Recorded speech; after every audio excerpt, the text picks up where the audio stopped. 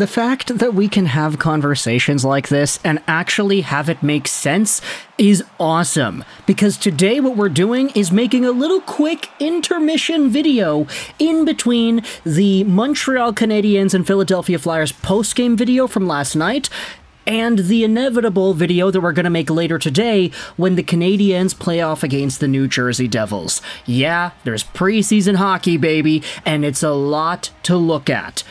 But what I wanted to do in this commentary was go over an idea that I had seen discussed in the Montreal Canadiens subreddit. It's responding directly to some of the stuff we had seen in the Montreal-Philadelphia game, and if you had seen the post-game video we had made yesterday about it, you would know my exact thoughts about the guy we'll be talking about in today's video. Because we are talking about one of the biggest surprises from yesterday's game against the Flyers, Oliver Kapanen. A guy whom Olli Jokinen said has a legitimate chance to steal a spot on the Montreal Canadiens roster. Now, I get it. You could say, oh yeah, of course Jokinen is going to go out there and hype up his own guy. I mean, there's a Finnish connection there, there's a coaching-to-player connection there. Obviously, he's going to say good things about the guy that he's familiar with. But yesterday, man, oh man, yesterday, Oliver Kapanen was a man on a mission. He was so good, and we had spoken about this. The way he moves around the offensive zone, the decision-making, the passing, it's so pristine.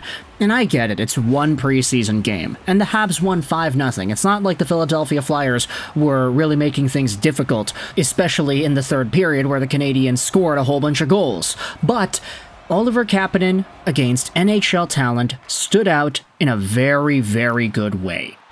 And as a result, you have posts made like this one on the Montreal Canadiens subreddit by GoHabsGo31.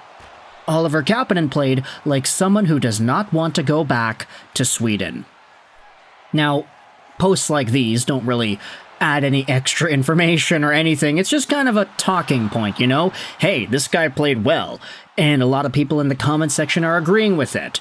This is where I wanted to go over into the top comment thread, because an idea tossed out there by Sushami Boy goes out there and talks about how Oliver Kapanen's success may spell some misfortune for another guy in the Canadiens lineup.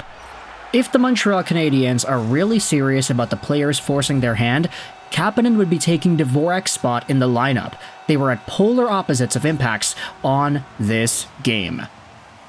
And look at some of the extra replies to this one. Holy crap, Christian Dvorak played? I missed the first period, but I absolutely did not notice him. And honestly, you know, we didn't talk about Dvorak in yesterday's post-game video, and I kind of said, I was like, yeah, I don't want to go over like the play-by-play specifics of every intricate little detail because it's a preseason game. Like, there's no real reason to dive into every little part about it, but yeah, no, thinking back on it and rewatching the video we had made, I didn't once say Christian Dvorak's name, didn't I?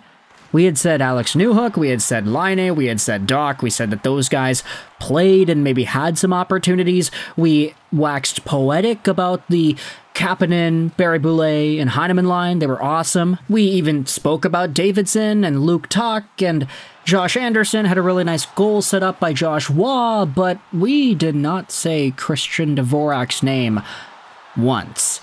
Thinking about it now, I'm like, yeah, wait a minute, that guy didn't really do much, did he?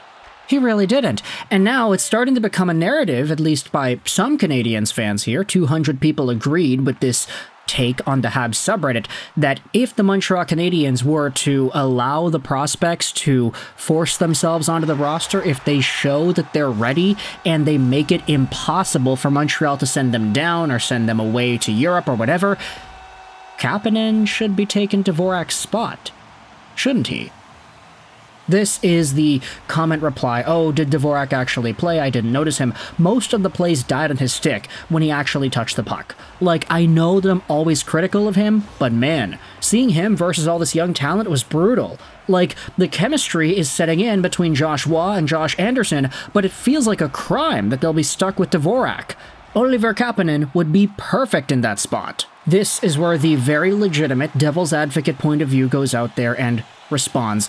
It sucks to say because nobody likes excuses, but these first exhibition games are usually where new guys shine, and established NHL guys go unnoticed. It's the nature of what's at stake. And before we reply, or we look at the reply to this comment, I wanted to agree with this 100% firstly, because we had said this in the video last night too, but like Kirby Dach, Patrik Laine, Newhook, these guys were alright, but they weren't like spectacular. Patrik Laine had a really good one-timer opportunity off of a brilliant Newhook pass, but that was about it. Like, they were okay, it's just not really their time to go out there and be amazing, in the same way that Hudson, like Kapanen, Barry Boulay, and Heineman were all amazing. That line was so awesome, and I was like, yeah, this is an opportunity for younger dudes who haven't established themselves at the NHL level just yet to say, hey, you need to be paying attention to me, because I can do things that a lot of other players on your team cannot do.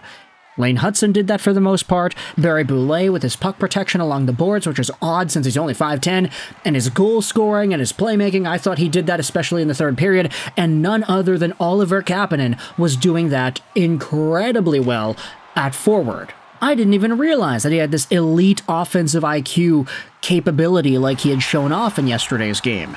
I'm not going to go out there and say that he has that permanently, but it was awesome to see for one game. We'll see what happens in the upcoming preseason games and if he's able to really consistently put that together. Because if he does, then he's got to take somebody's spot here at center on the Montreal Canadiens. Christian Dvorak seems like the guy that Habs fans on this subreddit are penciling in.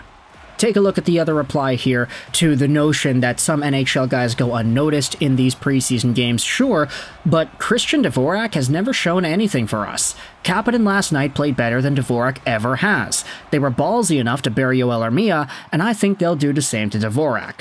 Martin St. Louis wants to win. So at the end of the day, I want you to let me know your thoughts in the comments section below. Based off of what you had seen in yesterday's Philadelphia-Montreal game, do you think Oliver Kapanen has a chance at overtaking Christian Dvorak and taking that spot at third-line center this upcoming season? We're talking about third-line center and not fourth-line center because realistically, Jake Evans is good enough to play in a fourth-line role. Christian Dvorak, his game is kind of suited where it's like if he's not playing in the top 9, he's not really going to be too effective in a forechecking, heavy, defensively minded role on the fourth line.